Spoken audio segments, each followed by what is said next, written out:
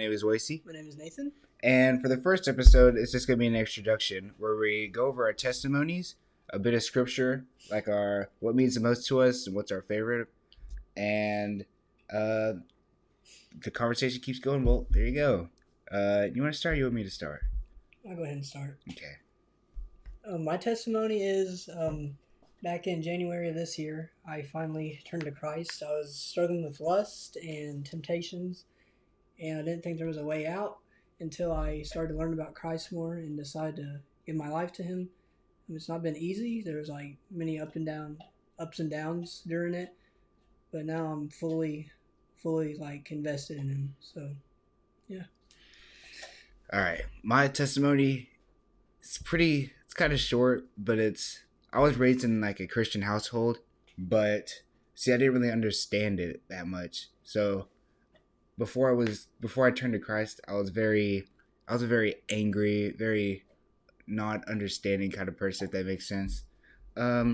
My Whenever I turned to Christ, it was because in my head I was at church, and in my head I was thinking maybe I could just wait until I get old to turn to Christ, and then I could do whatever I want whenever I get older, and then once I'm about to die, then I can turn to Christ. But see, that same time I was thinking that, I stopped thinking, or of course you can't, but then the preacher started talking, and he started saying how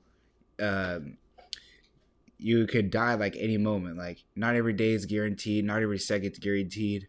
Like you shouldn't wait till you're old just to turn to Christ. Like, and that whenever I heard that, like right after I started thinking about what I could do, that just made me think how, like, man, God was like, listen, he was telling me like, no, or like, man, how do I put this in words?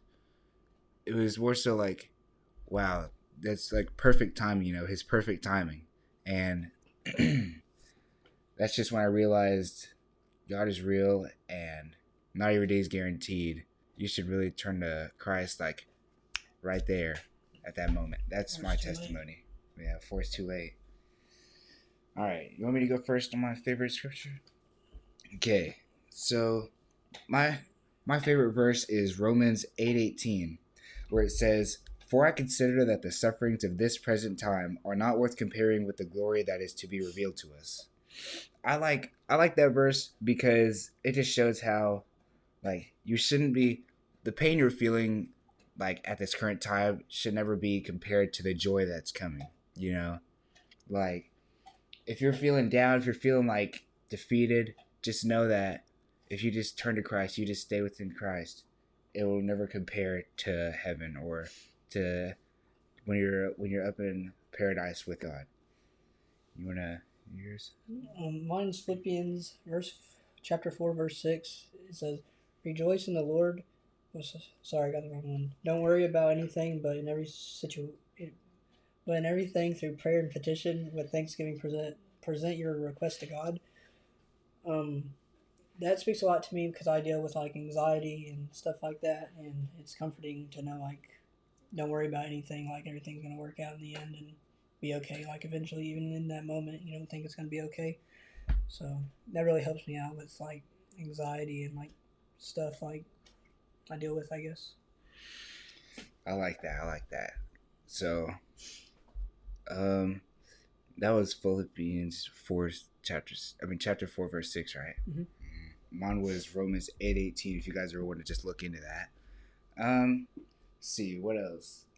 Wherever you were talking about Philippians 4:6, it really reminded me. It really reminded me about this. It's like it reminds you of like prayer without ceasing. Like even when you're worried, shouldn't give up on prayer. You shouldn't give up. Yeah, you should just keep praying to God. You should keep like you should keep within the faith. He never gives up on us, so we shouldn't give up on him. He's never gonna give up on us. So we like he said, we shouldn't give up on him. Kind of just repeated what you said, but it's okay. What's your favorite like moment in church, like youth or anything like that? Oh man. My favorite. Let's see, like what? Just a funny moment, or Yeah, like like anything something that stood out to a me moment that's like meant a lot to you. that's meant a lot. Yeah, it can be like anything. Probably just this past senior year where. Oh, I know one. We went to Paisano, and I got to help out at the day camp, helping be a counselor for the little kids there.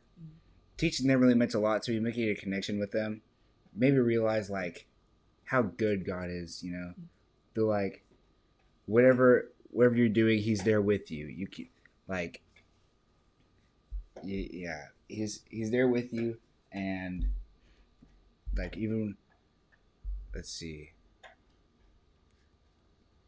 you could just like I don't know, I could just feel His presence wherever I was teaching the kids. And when I shared my testimony with them, it really meant a lot to me getting to share that with them.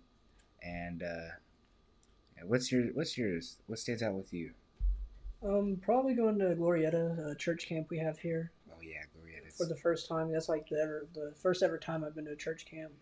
I never experienced it before. It was really fun. It like really shows how God can bring together like a community of believers, and how like fellowship can like really help you in your faith and like strengthen it. If that makes sense. It was just a really fun experience. Like the activities and the worship. The worship was really powerful. Like just a feeling of community was really powerful for me. Mm-hmm. I really love the church camps too. Like I'm smiling right now thinking about it. It was it was just last year or last summer. Man, I almost bawled my eyes out like really hard. I did. But like it's just wherever like you can just feel the love in the air when like whenever like it was somewhat kind of like a send off almost, but like yeah, it was like at the end. It was like the last day of the last full day of Glorieta for me and Nathan here, and when they were prayed for us, and when you could just like feel God's love through that, and it did put a tear in my eyes. I kind of cried a little bit, It and shows like the power of God and like what He can do, like mm-hmm, with community and stuff like that. mm-hmm, makes you feel like really welcome. You know? Yeah, And there's definitely a welcoming presence there. yeah, I think let's see. Well, you got any funny experiences at camp? Mm, Probably have some. I want to say like funny moments or more like happy moments. Yeah, Yeah. it's always fun to be happy. You know, what I Mm. mean, Just being I around other believers is really nice. I think my favorite. I think if I couldn't choose, well, besides the worship, and if we're talking about just the camp part, I think my favorite part about Glorieta was when I brought a Spider-Man suit and I went in. It was Hawaii. It was Hawaiian night, so that was the theme for like what to dress up as. So I brought a Spider-Man suit and I dressed up in a whole. Oh, what are those called? Let me look.